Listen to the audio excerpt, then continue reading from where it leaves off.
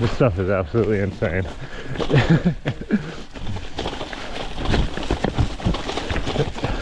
Yeah, a little path here. Yeah.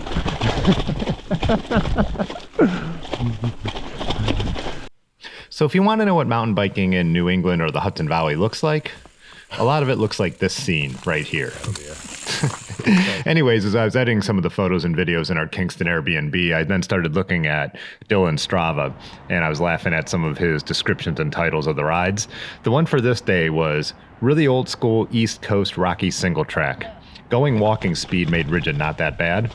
Would not recommend these trails at all, but still a good day on the bike. So this mountain biking was in the Bluestone Wild Forest. We had parked in the Onteora Lake Trailhead. There's trails through here in the Onteora Lake area, and then they also connect to trails at Jockey Hill. We knew these trails were going to be a little rougher. We had looked at some videos on YouTube before we rode them, still picked them. And then the plan was to connect him to Jockey Hill and ride those trails as well. Dylan had made a route that had about 30 miles of mountain biking. We ended up only doing about 16 miles of it before jumping on a gravel road through the forest and riding out. It is just exhausting style riding. You could kind of see in this footage how really rocky and slow going it is. At the beginning, we already had lost the trail a couple times and had to get back on. It became easier to decipher a little farther on, but as you look at this footage, it just, as you can see, mostly looks like someone just riding through the woods. We described a lot of the riding we did out here, the mountain biking riding we did out here, as basically feeling like hiking trails where bikes are allowed. I know this is that old school East Coast stuff, and there's trails around here that are a bit like this. I would say like the Corey Trail, West Branch, and stuff like that. Stroud's down near Athens, Ohio, these pre-machine built trails, but they are just tough and slow going. We talked a lot about bike selection.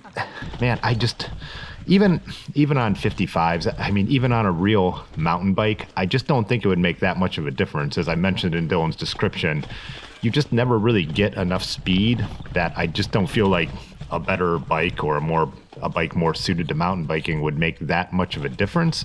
When you got some speed going downhill, of course, the suspension would be helping you get over the rocks. But in general, I just think it's tough, slow going. We didn't see anyone else riding bikes out here. We saw some people hiking, I think just one couple. I asked around a little bit on the live streams, and some people are familiar with the area, and then we also looked on Strava, and other people have ridden it. People have told me this is really good winter fat biking, which I could see because it would smooth everything out a bit. Maybe even fat biking in general. I know when we were talking, Pudgy said no, he doesn't think this would be good for fat biking. To me, a rigid bike with really wide tires does seem like the best move for this, but again, I'm not familiar. I don't do this kind of riding all the time. But yeah, it was the reason we bailed after 16 miles is it's just, like I said, slow going and tedious. I know when we were a couple miles in and we looked at the clock and how long we had already been out there, we were like, oh my God. But Erin had planned her own route. You'll see her here towards the beginning, but then she kind of bailed a little earlier. But with us bailing and hitting the gravel roads, we almost finished riding our loop at the same time she finished riding her loop. So yeah, I'm really curious to see some comments from people who live out this way or who ride these kind of trails. Like, explain to me why you like them so much. And it's not that I didn't hate this whole time. Like, I really like the don't put a foot down challenge type riding for a while and trying to get over some obstacles. You learn balance. You learn to get over logs pretty quick, even though I didn't make that one. But yeah, it's different. It's wild. It is not I'm very used to fast and flowy machine built trails that we have here in Ohio. The two by my house, like Hampton, is just all fast and flowy. East Rim, where I ride, sometimes might have a couple little rock gardens that were put there for a little bit of challenge. I joke that this is just 30 miles of rock garden. We also, as we got to Jockey Hill, we thought that was going to become much smoother. It didn't really, so there were parts, there were redeeming parts of this too, where you got to start getting up some speed and going down a hill and enjoying it. It's really pretty, obviously, as you could tell too, like some, rock ledges. There's a section where we're riding along the edge of a ravine where you actually have to be pretty careful because you don't want to mess it up on the edge of the ravine. You'd be tumbling down it.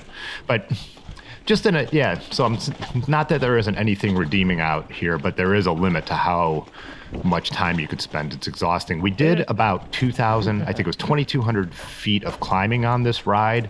And I think 2,000 of it was the mountain biking part, because me, Ben, and Dylan ended up riding back to Kingston. So we rode another, I don't know, 10-ish miles into Kingston, and then another few miles back to where our Airbnb was, because it wasn't right in the heart of the city. We went to a bike shop in Kingston called Utility Bikes. A bunch of people had recommended that when we were leaving Higher Ground, people who knew the area, and on Instagram. And it was a really cool curated bike shop. Got to chat with the owner a bit. He was actually had a ticket to Nutmeg, but didn't end up going, something with his schedule. Anyways, yeah, really impressed with the bike shop. Cool brands, cool stuff in there and all that. And then we went out and had a good dinner and rode back. So ending the whole day with something like 32 miles and almost no more elevation after this mountain biking.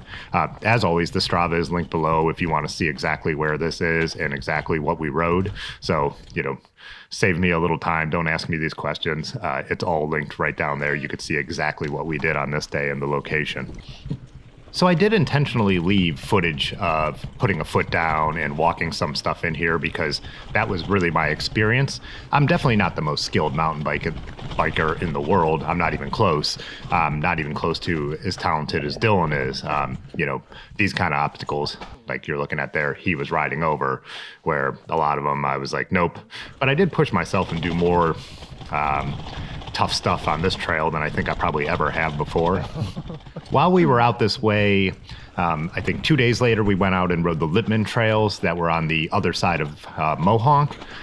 Much more of the same type of stuff, just very slow going, very rocky.